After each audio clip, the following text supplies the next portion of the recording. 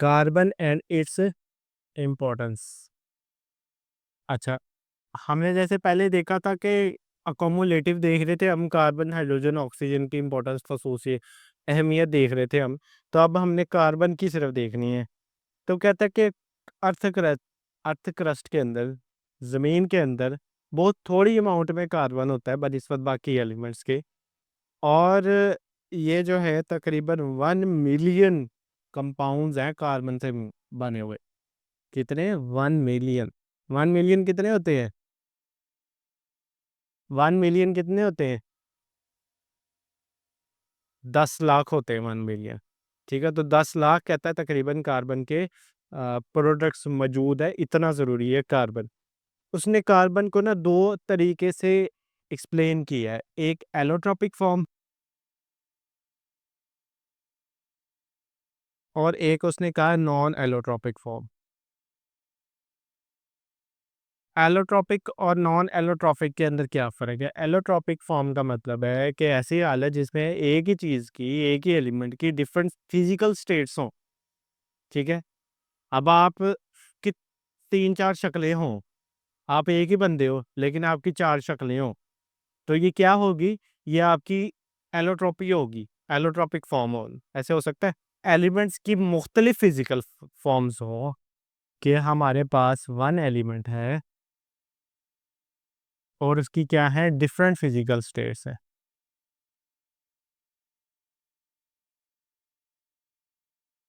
उसकी जो साख्तें हैं वो मुख्तलिफ।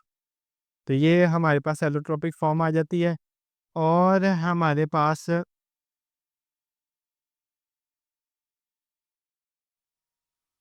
अच्छा, उसके बाद हमारे पास कार्बन की जो एलोट्रोपिक फॉर्म्स हैं वो कौन-कौन सी हैं? तो कार्बन की एलोट्रोपिक फॉर्म एक डायमंड है, एक ग्रेफाइट है और एक बकीबॉल है। तो सबसे पहले डायमंड को देखते हैं। Diamond is the most arranged form. अब इस बात का क्या मतलब है? जो डायमंड है ना उसके अंदर आपकी जो कार्बन दूसरे कार्बन के साथ जुड़ा होता है ना, बड़े तरीके से जुड़ा होता है। ठीक है, जैसे यहाँ पर देखो कार्बन इससे जुड़ा, ऐसे ही जुड़ा होगा, ऐसे जुड़ा होगा, ऐसे जुड़ा होगा, ऐसे जुड़ा होगा, ऐसे जुड़ा होगा, ऐसे जुड़ा होगा, बड़े तरीके से जुड़ा होता है। ठीक है, अब 3D में मेरे लिए दिखाना उसको मुश्किल है, लेकिन हम अगर कोशिश करें 3D में भी,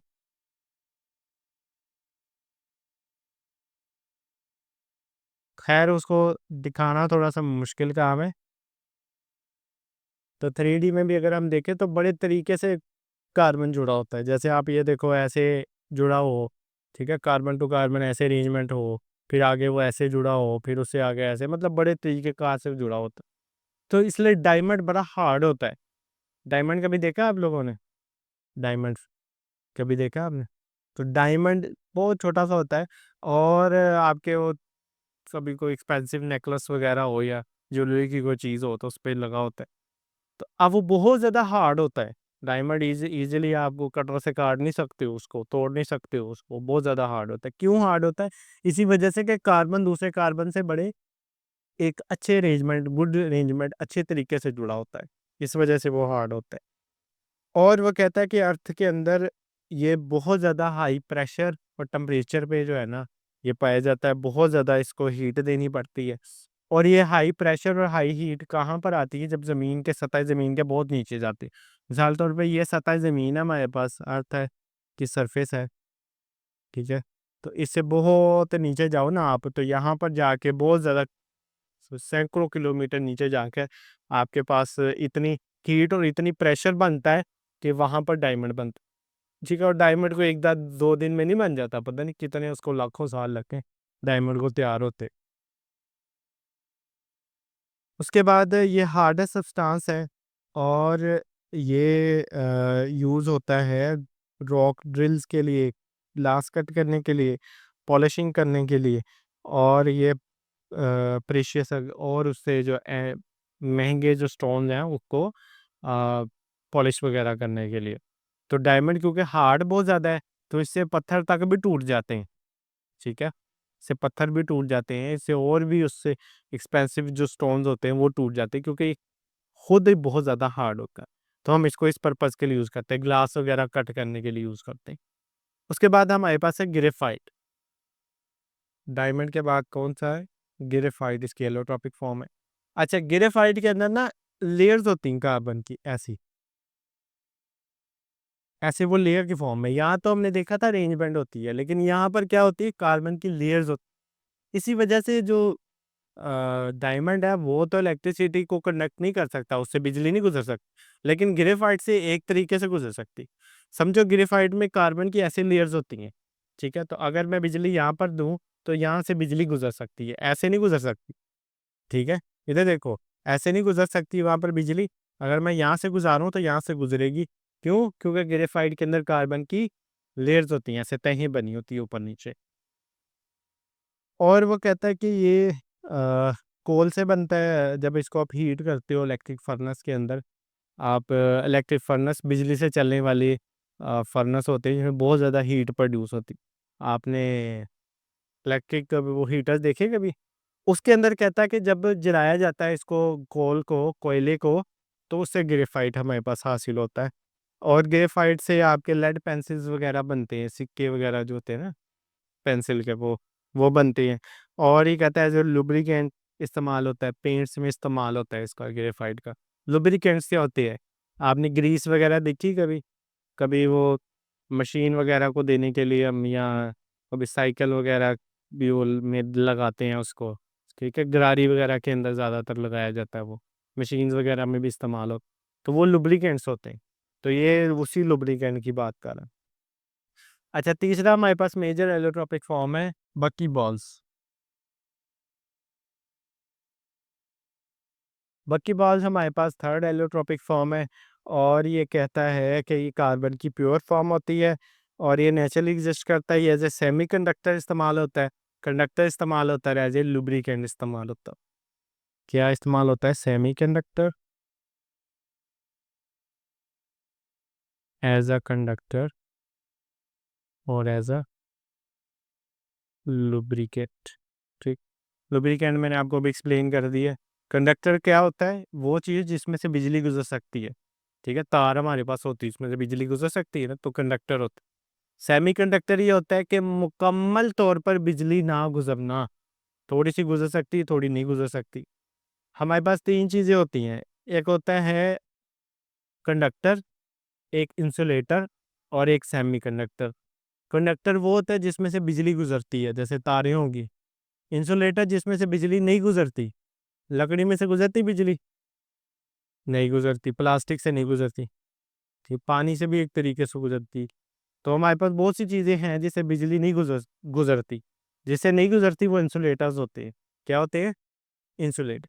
अब इन दोनों के दरमियान भी एक चीज़ होती है, सेमीकंडक्टर्स, जिस जो कि ना के पूरे कंडक्टर होते हैं, ना के पूरे इंसुलेटर होते हैं, दरमियान में होते हैं। तो वो जो सेमीकंडक्टर्स हैं, उनका भी एक काम होता है, मुख्तलिफ जगह पर इलेक्ट्रिसिटी प्रोडक्शन के अंदर काम होता है। तो ये हमारा बाकी बाल का रोल है। उसके बाद है नॉन एलोट्रोपिक फॉर्म। अब ये तो एलोट्रोपिक फॉर्म हो गए, एक और दूसरी है नॉन एलोट्रोपिक फॉर्म, जिसमें नंबर वन में चारकोल आ जाता है। तो चारकोल हमारे पास नॉन एलोट्रोपिक फॉर्म है। और ये कहता है कि नेचुरली तो नहीं पाए जाते। हम क्या करते हैं, ये बनते हैं ही एनिमल बोन्स को, वुड को, नट शेल को, शुगर, ब्लड, कोल को अगर आप लिमिटेड अमाउंट ऑफ एयर में अगर हीट करो तो आपके पास ये बनेगा। ठीक है, अब ये कैसे होता है? भट्टी का सुने कभी? भट्टियाँ कैसे जलती हैं, जिसमें ईंटें पकाते हैं। वहाँ पर क्या किया जाता है, वहाँ पर हमारे पास यही चीज़ होती है कि लिमिटेड एयर के अंदर हम उसको बर्न करते हैं। वहाँ पर आग लगाते हैं बहुत कम हवा के अंदर, उससे क्या होता है, हीट बहुत ज़्यादा प्रोड्यूस होती है। वो जो हीट है ना, वो हम इस्तेमाल करते हैं। ये कोयला कोयला आपको बाजारी जो कोयला मिलता है, वो ज़मीन से निकाला नहीं हुआ होता। वो लकड़ी लेते हैं, उसको बगैर हवा के गर्म करते हैं, और इतना ज़्यादा टेम्परेचर देते हैं कि वो लकड़ी कोयला बन जाती। ठीक है, तो इस ऐसे चारकोल बनता है। वो जो चारकोल होता है हमारे पास बाजार से मिलता है, वो कोयला उसी को ही कहते हैं। वहाँ पर आप कोई भी लकड़ी ले सकते हो, एनिमल बोन ले सकते हो, और कोई चीज़ ले सकते हो। ठीक है, इसको क्या करते हो, बहुत थोड़ी सी हवा के अंदर बहुत ज़्यादा हीट करते हो। तो बहुत हीट करने से क्या होता है, वो कोयला बन जाता है, जो आपको बाजार से बारबेक्यू करने के लिए इस्तेमाल करते हो। कभी किया बारबेक्यू? उसमें कोयला कभी इस्तेमाल किए? तो वो ज़मीन से निकला हुआ कम ही होता है, वो ऐसे खुद ही बनाया गया होता है। उसके बाद कोक, कोक, कोका कोला वाली कोक नहीं है ये ना समझना कि सर कोक लाने लगे हम। तो ये कोक है जब आपके पास फ्रैक्शनल डिस्टिलेशन होती है। अच्छा, फ्रैक्शनल डिस्टिलेशन क्या होती है? हम ज़मीन से तेल निकालते, ज़मीन से जब तेल निकालते हैं ना तो उसको हम उसमें से ज़रूरी चीज़ें अलहदा करी जाते हैं। आपके पास पेट्रोल आ जाता है, डीज़ल आ जाता है, उसके बाद केरोसिन आ जाता है, ऐसे बहुत से केमिकल्स निकलते हैं। फिर जब सारी ज़रूरी चीज़ें निकल आती हैं तो एंड पर एक सख्त मवाद बचता है, एक सॉलिड मवाद बचता है, उसको हम क्या कहते हैं? कोक कहते हैं। ठीक है? वो कोक पे हम मुख्तलिफ पर्पज़ के लिए जलाने के लिए इस्तेमाल करते हैं, या उसको और सख्त कर ले तो लुक बन जाती है। लुक सड़कों पे डलती है, उसको रूफ्स वगैरह छतों पे डलती है। ठीक है? जब आप लेंटर लूंटर डालते हो तब उसके ऊपर भी लुक डालते हो ताकि आप उसको उसमें से वो पानी वगैरह ना निकले, इस तरह का कोई मसला ना हो। उसके बाद वो कहता है कि चारकोल होता है अब्ज़ॉर्बिंग डेंजरस गैस। अब आपने कभी फ्रिज में, कहीं आपको पता हो तो अक्सर हम कोयला रखते हैं फ्रिज में। कभी देखा है किसी ने? चलो, ट्राई करना, कोयले का पीस लेकर ना छोटा-सा, अपनी फ्रिज के अंदर रखना, फ्रिज से स्मेल नहीं आएगी आपके। वो क्या करता है, वो कोयला जो है ना, डेंजरस जो गैसेज़ है ना, उसको अपने अंदर जज़ब कर लेता है, अब्ज़ॉर्ब कर लेता है। उसके अंदर ये सलाहियत मौजूद होती है। तो अक्सर लोग जो है ना, हमने भी रखा हुआ है अपनी फ्रिज में, तो वो अक्सर लोग फ्रिज में कोयला रखते हैं, वो क्या बेनिफिट होता है कि वो जो गैसें निकलती है ना, अक्सर कोई फ्रूट ख़राब हो जाए, कोई चीज़ हो जाए, तो वो गैस वो अब्ज़ॉर्ब कर लेता है अपने अंदर। तो उससे बाकी चीज़ें ख़राब होने के चांसेस कम हो जाए। करके देखना, ट्राई करना, तो फ्रिज से अगर स्मेल आती होगी तो वो कम हो जाएगी।